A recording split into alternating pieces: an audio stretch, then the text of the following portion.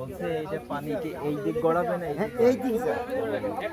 যদি খালটা খনন হওয়ার পরে এখান থেকে যদি পানি ঠিক মতো পরিমাণ মতো আসে, তাহলে আমাদের এই মাঠের উন্নতি হবে।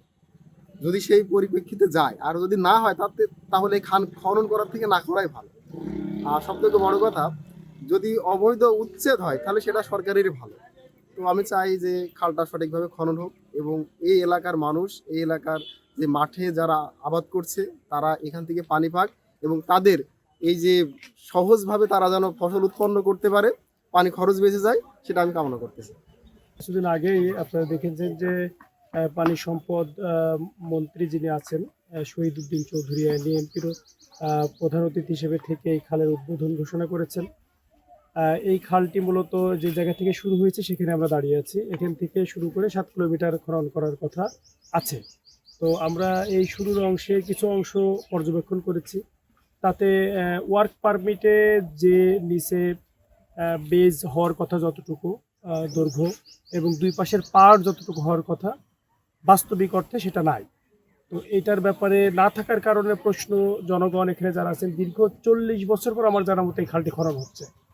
এই 40 বছর পর খনন হওয়ার কারণে এখানকার যারা আশেপাশের জমিওয়ালা ছিলেন অনেকেই তাদের নিজস্ব জায়গার মধ্যে এটাকে নিয়ে নিয়েছেন, তাদের কাগজপত্র দেখাচ্ছেন। তো এইটার প্রকৃতপক্ষে এর যে ম্যাপ এবং ম্যাপের যে খাল, এইগুলোর অবস্থানটা কি আছে, এইটা আমি যারা যথাযথ কর্তৃপক্ষ আছে তাদের কাছে জানার চেষ্টা করব এবং তাদের নিয়ে বসবো যে তাদের ম্যাপে এই খালটার ইয়েটা আছে কিনা, চিত্রটা আছে কিনা। যদি থেকে থাকে তাহলে সেটা যেন প্রপার ওয়েতে যতটুকু এর পরিধি হওয়ার কথা, যতটুকু পার হওয়ার কথা ততটুকু যেন হয়। কারণ এর পেছনে প্রত্যেকটা কিলো বা প্রত্যেকটা জায়গার পেছনে সরকারের একটা বরাদ্দ আছে। যদি সেই মাপের না হয় তাহলে এই যে ওয়ার্ক পারমিট হইল, এই ওয়ার্ক পারমিটের পরে কাজ যদি সেই পরিমাণ না হয় তাহলে সেটার জন্য অর্থ বরাদ্দ সেভাবে না হয়, সেটা আমি বলবো। আরেকটা বিষয় হচ্ছে যে এইটা কাজ করার ক্ষেত্রে এটার ল্যান্ড মানে জরিপ যেটা আছে, ভূমি জরিপ সহ এই কাজগুলো করার ক্ষেত্রে আমি কর্তৃপক্ষকে বলবো, তাদের সাথে বসবো।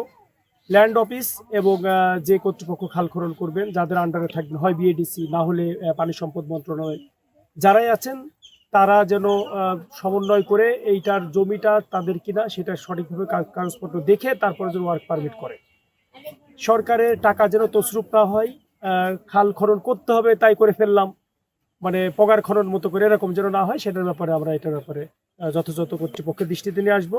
ইভেন ভূমি মন্ত্রণালয়, পানি সম্পদ মন্ত্রণালয়, তাদের দৃষ্টিতে আমরা এটা নিয়ে আসবো যে আপনারা যে পারপাস সার্ভ করার জন্য খাল খনন করতে চাই আমরা সরকার, সেখানে হচ্ছে পানির প্রবাহ থাকবে, সরকারের যে ড্রেনেজ ব্যবস্থা সেটা সঠিক থাকবে, শহরগুলো জলাবদ্ধ থাকবে না, সেই কারণে খাল খনন করা। তো সেটা যদি যে আকারে প্রকারে খাল খনন হচ্ছে সেটা যদি এইভাবে হয় তাহলে তো 1 বছর পরে এই খালের অস্তিত্ব আর পাবো না আমরা। এইরকম যেন না হয়, প্রকৃতপক্ষেই যেন খাল খননটা প্রকৃতভাবে হয়, সেটার ব্যাপারে যথাযথ কর্তৃপক্ষের সাথে আমরা তাদের সাথে কথা বলবো এবং তাদেরকে এখানে সরজমিনে এসে দেখভাল করে এর প্রপার ওয়েতে কাজ করার জন্য তাদেরকে আমরা বলবো।